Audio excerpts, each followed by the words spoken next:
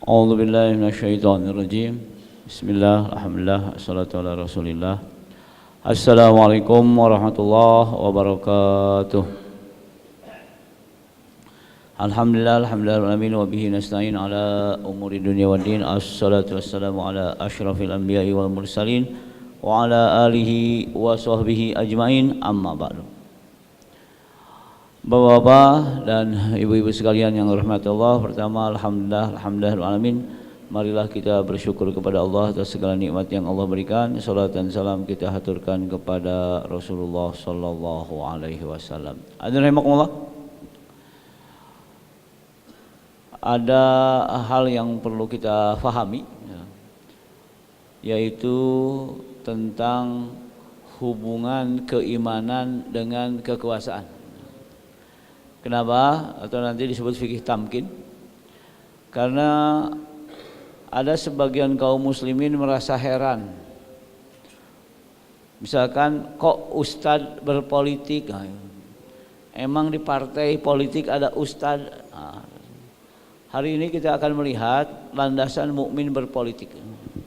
Kenapa? Karena mukminin di Indonesia sudah terlalu lama digarap oleh orang sekuler yang tujuannya kalau muslim itu di masjid, kalau di kekuasaan tidak ada Islam gitu. Dan itu memang proyek berhasil sehingga berpikir yang namanya politik itu kotor, Islam itu bersih, nggak mungkin membersihkan sesuatu dengan yang kotor. Ya banyaklah. Namun hadirin rahimakumullah, hari ini kita akan melihat landasan mukmin berpolitik. Ayat ini satu ayat tapi syarat makna. Allah Subhanahu wa taala berfirman, wa'adallahu alladzina amanu minkum wa amilus shalihat. Allah telah berjanji kepada orang yang beriman di antara kamu dan mengerjakan amal soleh. Allah berjanji kepada yang beriman dan beramal soleh. Apa janjinya? Bahwa dia sungguh-sungguh akan menjadikan mereka berkuasa di muka bumi. La yastakhlifannahum fil ardh. Kan biasanya kalau beriman beramal soleh surga, beriman beramal soleh rizki, beriman beramal soleh. Tapi ini enggak. Berjanji kepada yang beriman dan beramal soleh untuk apa? Berkuasa di muka bumi. Kama stakhlafal ladzina min qablihim, sebagaimana Allah memberikan kekuasaan kepada yang beriman sebelum mereka. Wala yumakkinanna lahum dinahum alladzi irtadha lahum. Allah akan tegakkan agama. Kemudian wala yubadilannahum min ba'di khaufihim amna.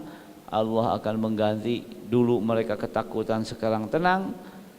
Kenapa harus tenang? Karena beribadah itu harus tenang. Ya'budunani wa la yusyrikuna bi syai'a. Kalau kita pecah ayat ini menjadi, kita analisa. Pertama, wa'adallahu alladzina, wa'adallah, yang berjanji itu Allah. Kalau Allah berjanji memenuhi janji enggak? La yukhliful mi'ad. Alladzina amanu wa amilus shalihat. Yang diberi janji siapa? Beriman dan beramal soleh. Isi janji akan menjadikan mereka berkuasa di muka bumi. La yastakhlifannahum fil ardh. Yang agak kita bingung karena iman dalam pemahaman kita nggak ada hubungan dengan kekuasaan. Amal soleh dalam pemahaman kita nggak ada hubungan dengan kekuasaan. Mungkin nggak Allah menjadikan kepada yang beriman kekuasaan, yang berimannya nggak pengen berkuasa. Jadi kalau seseorang menjanjikan sesuatu kepada yang lain, pasti yang dijanjikan itu ingin yang dijanjikan. Yang jadi salah adalah beriman nggak pengen berkuasa, itu jadi salah.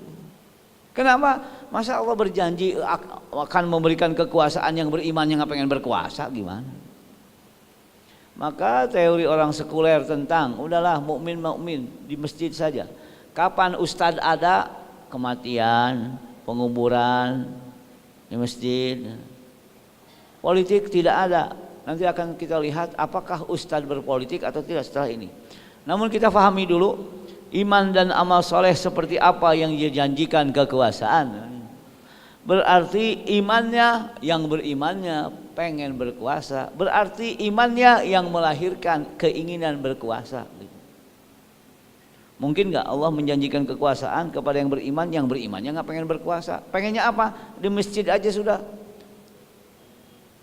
Wirid di masjid, sholat, puasa, zakat. Kemudian yang kedua, amal soleh seperti apa yang dijanjikan kemenangan? Kan nggak mungkin juga amal soleh di situ. Saya pernah, silahkan tulis amal soleh yang membuat kita ke surga. Ternyata puasa, sholat, zakat, haji, umroh. Mungkin nggak dengan puasa terus berkuasa? Nggak mungkin. Mungkinkah dengan zikir terus berkuasa? Nggak mungkin. Amal soleh seperti apa? Maka nanti akan kita lihat ternyata kerja-kerja yang mewujudkan kekuasaan adalah amal soleh. Jadi yang salah adalah beriman tidak ingin berkuasa. Kenapa? Karena Rasulullah sejak diutus jadi Rasul itu berjuang untuk berkuasa sampai akhirnya ketika meninggal beliau penguasa gitu. Jadi sunnah yang terbesar adalah berjuang untuk berkuasa. Nah, Rasulullah melakukan seperti itu. Perangnya 29 kali perang kok. Ayo. Kemudian amal saleh, nah ini ya, maka rahimakumullah berkuasa adalah konsekuensi iman. Kok begitu? Lah kan Rasulullah yang begitu, bukan yang lain. Kok ustadz berpolitik? Apalagi Rasulullah yang berpolitik apalagi ustadz gitu. Kadang-kadang ada yang nanya, emang partai politik ada ustadznya? Ini gimana sih? Kenapa? Karena dia beriman tidak ingin berkuasa dan tidak berpikir untuk berkuasa. Bekerja agar mukmin berkuasa adalah amal soleh, apapun kerjanya. Saya tidak menyebut itu dan ini. Yang jelas, kalau dulu jihad ya, kalau sekarang silahkan lihat apa kerja politik bagi yang iman dan amal soleh. Kenapa? Gak mungkin tambah kerja politik zaman sekarang untuk berkuasa, gak mungkin gitu. Gak mungkin sama sekali.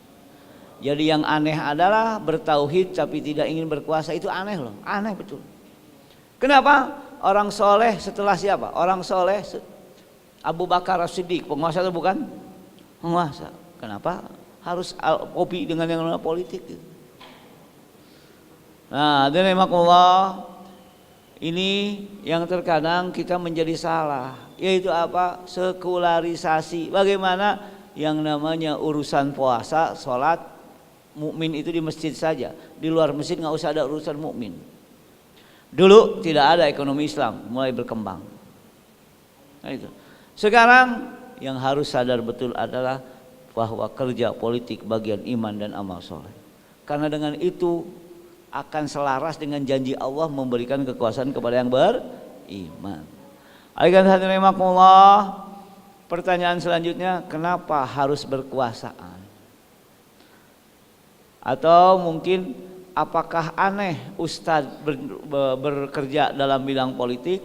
Lihat ayat ini. Kamastakhlafal ladzina min qablihim, orang beriman sebelum kita pun berkuasa. Yusuf alaihissalam berkuasa. Orang soleh apa tidak? Berarti kok ustadz berpolitik? Yusuf alaihissalam aja berkuasa, aku gimana? Dzulqarnain berkuasa. Sulaiman, Daud berkuasa. Maka pertanyaan aneh, emang di partai politik ada ustadz? Kok ustadz di partai politik? Masalahnya ininya belum di-upgrade gitu. Kemakan sekularisasi. Nah, kalau sekularisasi itu dilakukan oleh orang yang munafik, gampang ngedeteksinya.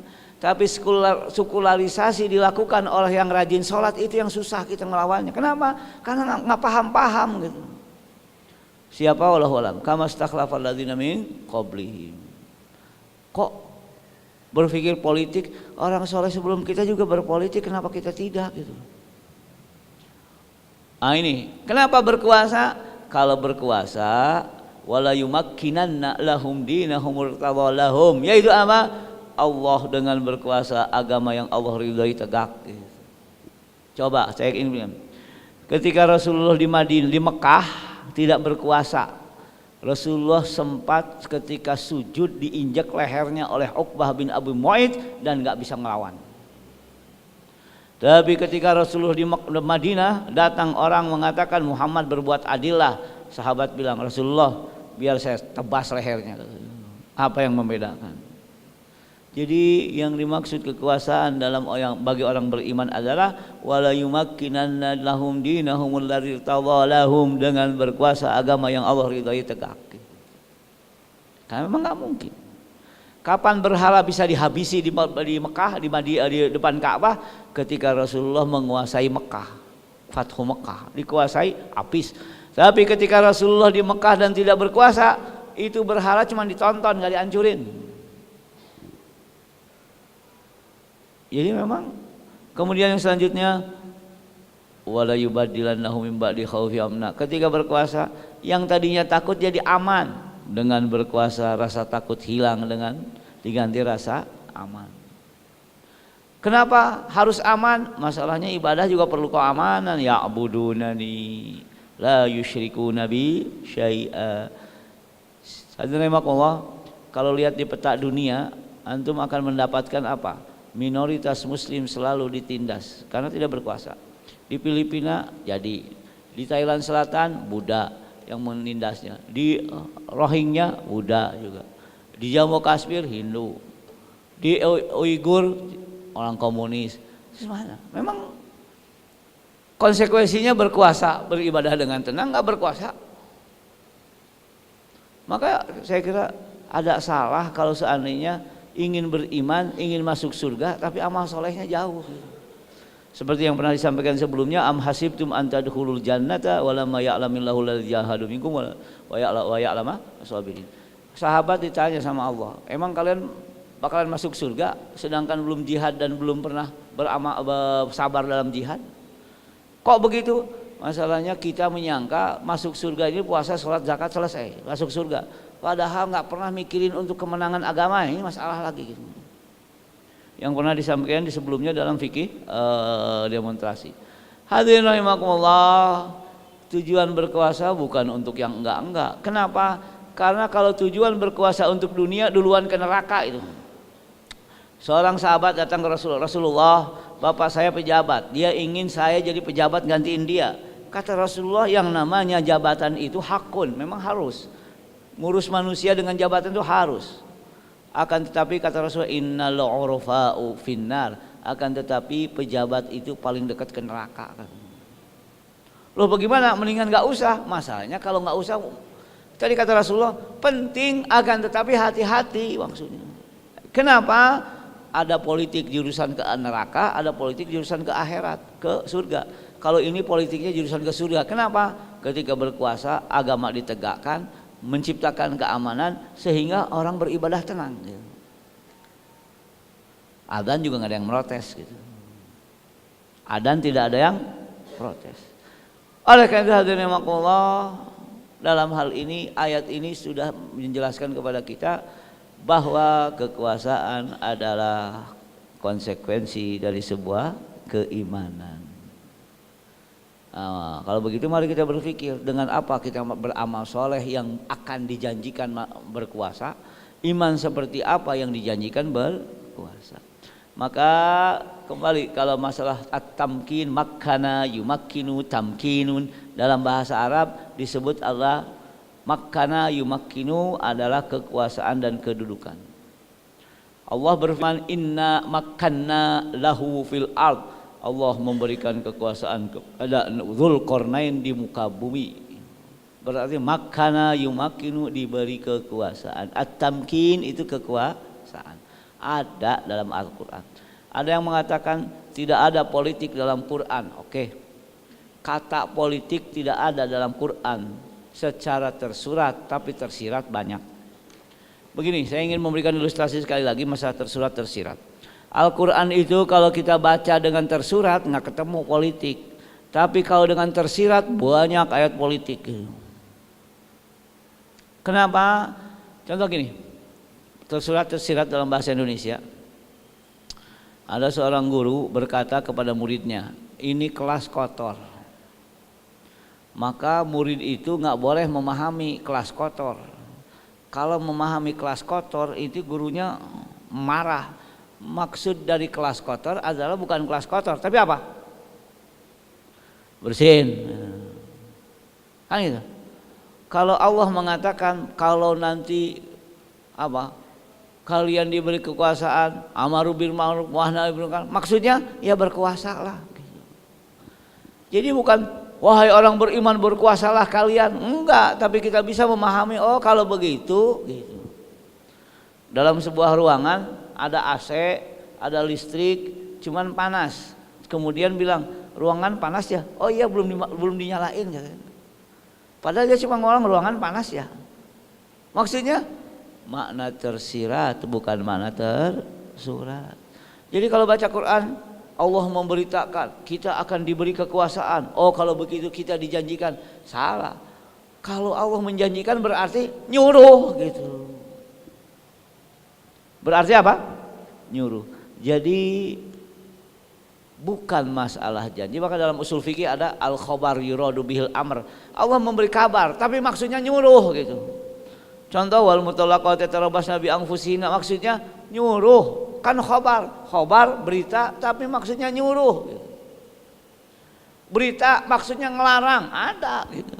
Nah di sini jangan difahami Al-Quran hanya dengan makna tersurat saja, lupa tersirat. Kalau tersurat saja ya saya kira tidak cerdas kalau memahami Quran hanya tersurat saja. Seperti seorang suami pergi ke masjid karena dia mau olahraga atau ingin pahala, datang ke masjid jalan kaki walaupun jauh rumahnya. Di masjid turun hujan besar, dia nggak bisa pulang. Kemudian di rumah ada mobil dan istrinya bisa nyupir. Kirim WA ke istrinya, hujan besar. Kalau dijawab iya gimana kira-kira? Maksudnya apa hujan besar? Jemput gitu. Oh jemput gitu. Kalau Allah memberitahukan kalian dijanjikan kemenangan, berkuasa di muka bumi. Oh iya. Bukan oh iya, berusaha untuk berkuasa. Perintah itu. Bukan hanya sekedar berita. Maka inna makanna uluran. Oh, Zulkarnain berkuasa, maksudnya ya masa yang beriman sebelumnya berkuasa kalian enggak gitu. Perintah kalau begitu. Maka rahimakumullah, orang beriman sebelum kita pun berkuasa. Jadi jangan nyalahin. Kok ustaz berpolitik? Ini lihat, Nabi Yusuf pun berkuasa. Wa kadzalika makanna li Yusuf fil ard wa linu'allimahu min ta'wilil ahadits. Yusuf alaihissalam setelah dipenjara jadi penguasa, masya Allah. Ada yang mau dipenjara, tapi setelah dipenjara jadi penguasa. Masalahnya kalau pasti sih nggak masalah, nggak pasti. Jadi terimakumullah, Yusuf alaihissalam orang soleh, orang beriman berkuasa. Walaqad makka wa kadzalika makkanna li Yusuf. Makkanna li Yusuf diberi kekuasaan di fil ard. Nah, yang menarik dari Yusuf alaihissalam, beliau mencapai kekuasaan tanpa peperangan, tanpa menumpahkan darah. Apa? Beliau menjadi solusi bagi sebuah negara yang mempunyai masalah. Kalau begitu Indonesia punya masalah besar. Apa? Banyak sekali masalahnya. Kenapa kita tidak jadi solusi? Dan yang beriman berkuasa. Nanti akan kita lihat kalau beriman berkuasa seperti apa. Kalau munafik berkuasa nanti seperti apa lagi. Zulkarnain pun berkuasa. Inna makkanna lahu fil ard wa atainahu min kulli syai'in sababa. Nabi Musa dan kelompok minoritas pun berkuasa. Nabi Muhammad SAW pun berkuasa. Tolong dicatat bahwa Nabi Muhammad SAW berjuang dari awal sampai belum berkuasa. Sejak menyatakan keimanan berjuang untuk berkuasa. Makanya diusir oleh Quraisy, makanya diancam dibunuh. Memang dituduh gila. Dan Isra Mi'raj itu perubahan.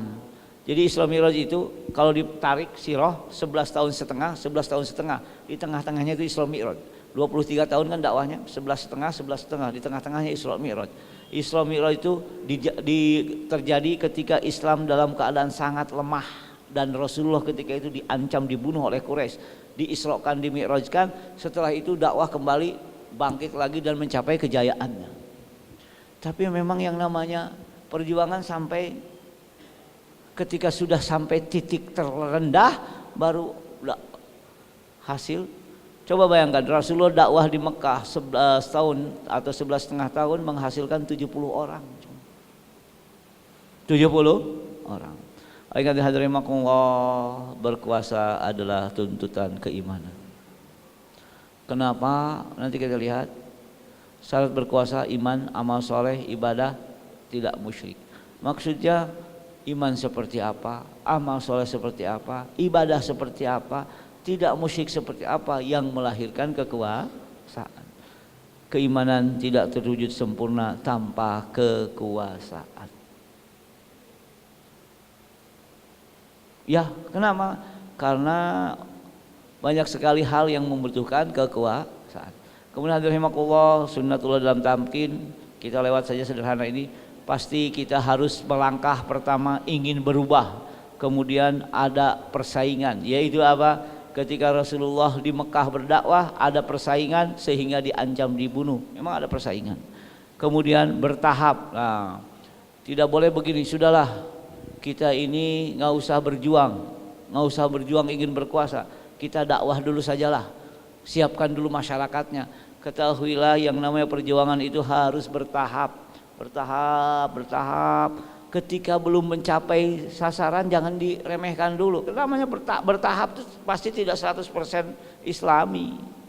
Kemudian juga pasti mengalami ujian, melakukan sebab. Maksud ujian bagaimana? Subhanallah, Rasulullah yang berjuang dari Mekah kemudian pindah ke Madinah kemudian berkuasa, seluruhnya isinya adalah ujian-ujian berat gitu. Para sahabat seperti itu. Tapi yang bermasalah adalah ingin langsung berhasil 100%, kalaupun ada proses mereka tidak mau. Ketika dalam proses mengatakan tidak Islami, tidak 100%, yang namanya bertahap itu pasti ada nilai-nilai yang kurang karena masih bertahap. Sebagian orang mengharamkan bank syariat karena bank syariat masih ada yang haram, kan bertahap, bukan apa-apa, bertahap, situasi yang tidak memungkinkan. Melakukan sebab, maksudnya jangan doa saja. Maka saya kadang-kadang membela Palestina, ayo kita berdoa. Salah, membela Palestina berdoa dan nyumbang. Doa doang nggak gimana, cuman ya lumayan lah doa. Tapi masalahnya sebabnya harus dilakukan. Maka tadi amal soleh seperti apa yang melahirkan kekuasaan. Hadirin rahimakumullah, kenapa muslim harus berkuasa? Ini ayatnya. Alladzina immakkannahum fil ard, kalau mereka kami teguhkan kedudukannya, kalau kami berikan kekuasaan di muka bumi, aqamus shalah. Aqamus shalah itu bukan salat, bukan. Bikin peraturan agar orang muslim sholat. Ketika adzan warung tutup, ketika adzan kegiatan.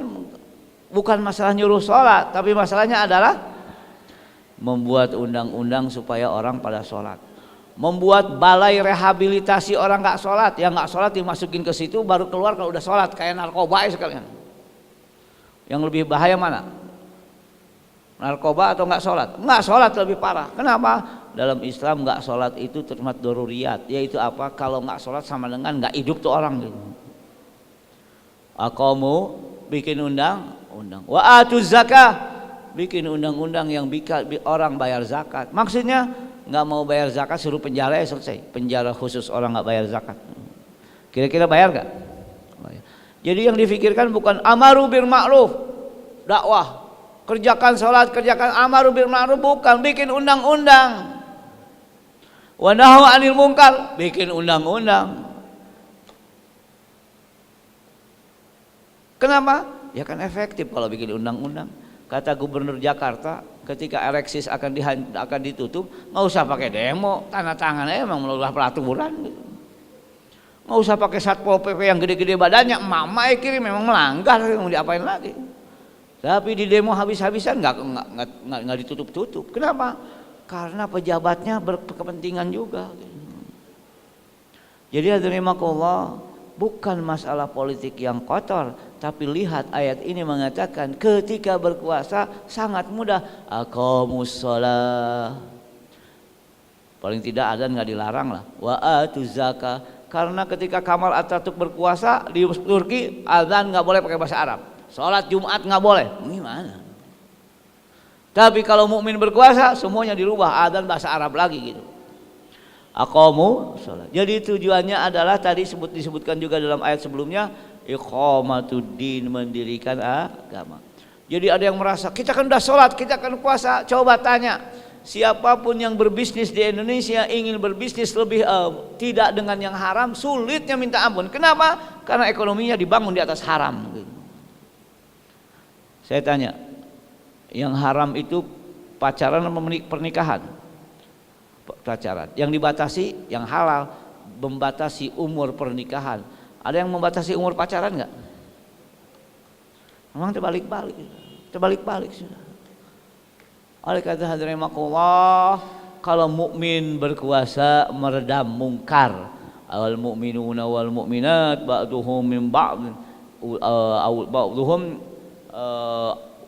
ba'duhum awliya'u ba'din, ya'muruna bil ma'ruf wa yanhauna 'anil munkar. Mukmin apa? Ya'muruna bil ma'ruf wa yanhauna 'anil. Tapi kalau munafik berkuasa, al munafiquna wal munafiqat, kalau mereka berkuasa bagaimana? Ba'dhuhum min ba'din ya'muruna bil munkar wa yanhauna 'anil ma'ruf. Kalau mukmin berkuasa malam tahun baru digiring ke masjid. Kalau munafik berkuasa malam tahun baru panggung maksiat, ya, mau diapain? Yang memang harus gitu. Paling tidak kan dengan berbagai alasan gitu. Kemarin Jakarta karena alasan itu dan ini nggak ada panggung maksiat gitu. Kecuali yang memang pribadi-pribadi, tapi pemerintahan tidak gitu. Subhanallah.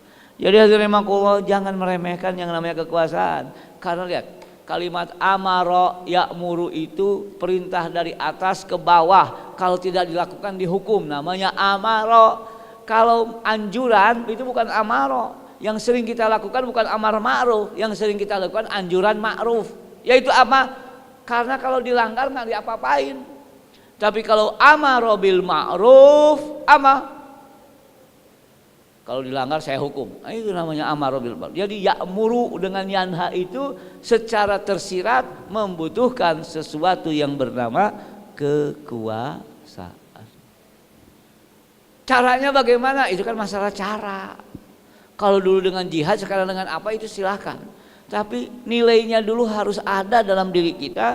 Jangan sampai kita menjadi orang-orang sekuler gitu. Jadi apa itu sekuler? Ya kalau gini, kalau istilah dalam bahasa Arab,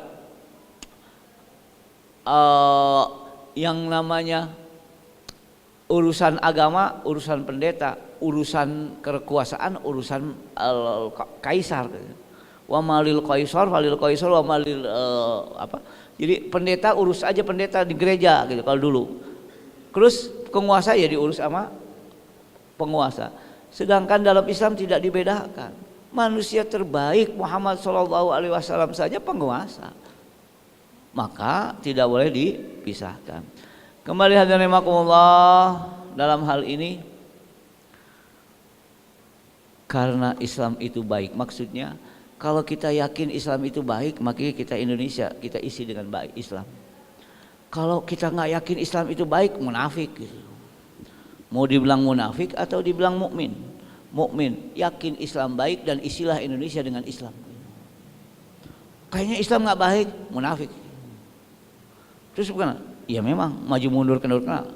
Kalau nggak dibilang nggak baik, Anda munafik. Kalau dibilang baik, tolong ajak orang ke dalam Islam gitu. Dan seorang mukmin itu harus berkeyakinan hanya dengan Islam kami bahagia gitu. Dunia akhirat. Terakhir hadirin rahimakumullah, saya sering ditanya dengan pertanyaan ini. Apa pertanyaannya? Ustadz, mohon maaf katanya. Ini bagaimana? Bagaimana saya bilang. Akhirnya saya dijawab begini. Allah Subhanahu wa taala menyuruh kita beriman, bertakwa. Ya ayyuhalladzina amanu taqullah. Bertakwa. Cukup atau tidak? Tidak. Ya ayyuhalladzina amanu taqullaha wa kunu ma'as-shadiqin. Maksudnya setelah bertakwa itu bersama yang beriman. As-shadiqin di sini adalah sesuai dengan mulut dengan perbuatan sesuai dengan hati. Kunu ma'as shodiqin. Berarti bertakwa dan bersama orang munafik salah. Bertakwa dan bersama orang tidak beriman salah. Bertakwa itu bersama siapa? Bertakwa dan bersama yang beriman. Maka rahimakumullah, jangan sampai kita bertakwa tapi bersama orang tidak beriman. Jangan sampai kita bertakwa tapi bersama orang munafik. Karena orang munafik itu kerjaannya nggak pernah berpikir untuk Islam. Coba lihat apa kerjaan orang munafik dalam ayat ini. Ya'muruna bil munkar wa yanhauna 'anil. Ini kebalik, berarti program munafik dengan mukmin nggak sama gitu. Terus maka bertakwalah dan bersama yang beriman, bukan bertakwalah dan bersama orang munafik.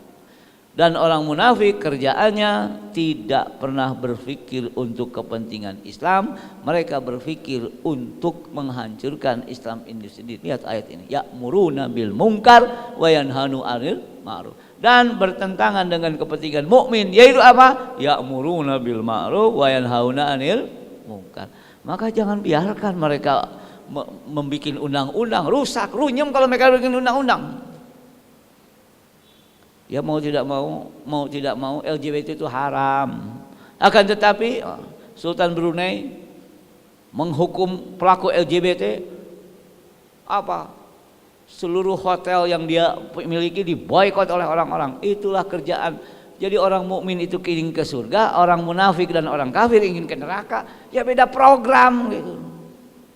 Beda program. Maka pertanyaan terakhir, apa peran kita dalam tamkin? Maksudnya apa peran kita dalam mewujudkan kekuasaan bagi yang beriman, yang kita harapkan ketika mereka berkuasa, mereka menegakkan agama Allah dengan undang-undang yang ada.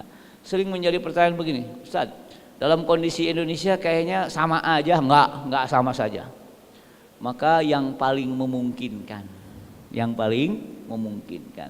saya sering memberikan ilustrasi Rasulullah SAW ketika terjadi peperangan antara Romawi dan Persia, beliau sedih ketika Persia menang. Kok Rasulullah kenapa mendukung Romawi? Walaupun dua-duanya musyrik, tapi Persia musyiknya kebangetan, penyembah api. Yang ini masih lumayan lah. Jadi di antara yang nggak benar tuh ada yang lebih nggak benar lagi gitu. Berarti kenapa Rasulullah mendukung Romawi? Ya paling tidak kalau Romawi yang menang berarti sebentar lagi Islam yang menang gitu.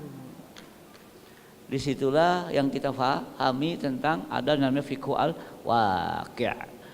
Hadirin rahimakumullah, paling tidak membuat kita tidak ragu, jangan sampai kok muslim berpolitik sih, kok ustadz berpolitik sih, orang yang lebih soleh dari ustadz saja pada berpolitik. Yaitu apa? Orang beriman sebelum kita pun berkuasa. Ada waktu sekitar berapa menit kalau ada pertanyaan? Ya, silakan.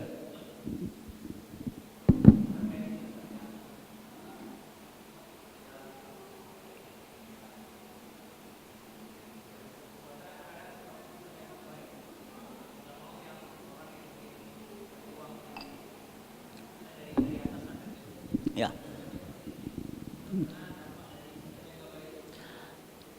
Begini hadirin rahimakumullah, sistemnya tidak baik. Gampang sebetulnya.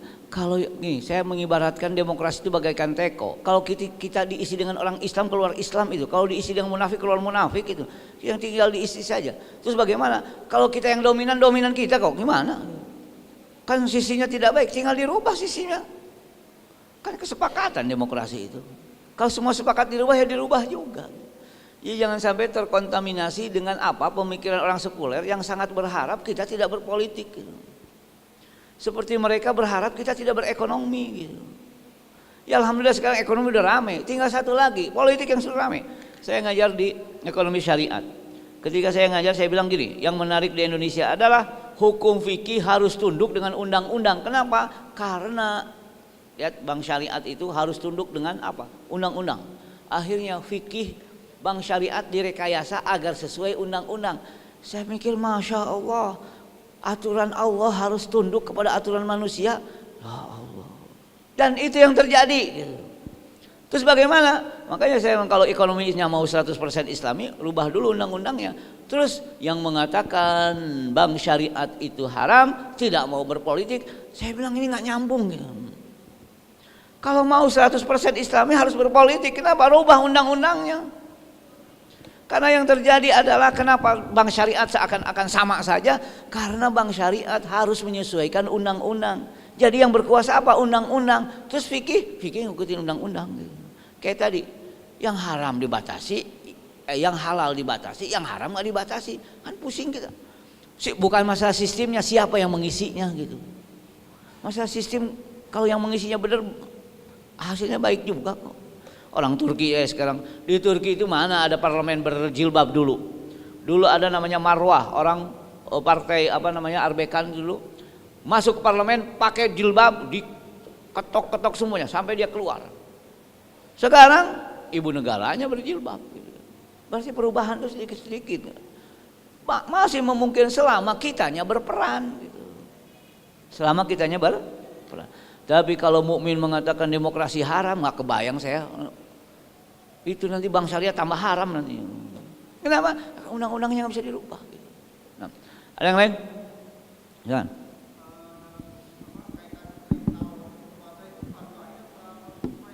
Ini sering ditanyakan.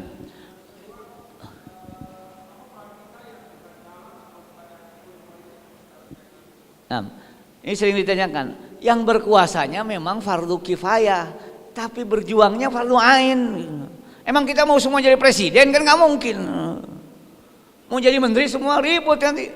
Maka sudah gini, biarkan yang diuji itu yang jadi presiden, biarkan mereka yang diuji, nggak usah kita. Kenapa? Karena pejabat itu paling dekat ke neraka. Berarti yang dipilih ada yang paling bertakwa. Kenapa? Bahaya memang. Rasulullah mengatakan innal urafa'u finnar. Jadi yang berkuasanya fardu kifayah, tapi berjuangnya bareng-bareng gitu. Tapi jangan sampai enak dia jadi pejabat, nggak enak dia ujiannya lebih gede daripada kita gitu. Nah, gitu. Kemudian tadi yang kedua gimana? Begini ya Allah, kalau dulu kekuasaan diperoleh dengan jihad, jihad itu bukan tujuan tapi alat. Jihad itu bukan tujuan tapi alat. Kalau begitu tujuannya adalah agar agama ini tegak, agar beribadah dengan baik. Kalau begitu dulu alatnya jihad, sekarang alatnya berbeda. Silahkan sesuaikan dengan kondisinya masing-masing gitu. Maka saya sampai menulis demokrasi jihad. Kenapa? Karena dulu alatnya perang, sekarang sudah beda. Sekarang perang nggak ada. Perang itu syaratnya ada nantang, nggak ada yang nantang. Kalau begitu sekarang alatnya adalah demokrasi.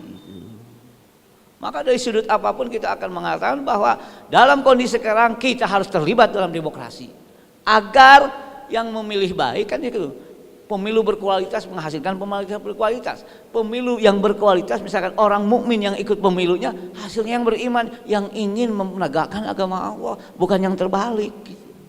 Yang paling diinginkan oleh orang tidak beriman, orang mukmin tidak berdemokrasi. Kenapa? 20% yang mengikuti demokrasi itu sah loh. Kalau semua yang tidak beriman hasilnya tidak beriman juga. Silakan Anda akan ditanya di hadapan Allah nanti tentang masalah kepentingan umat Islam.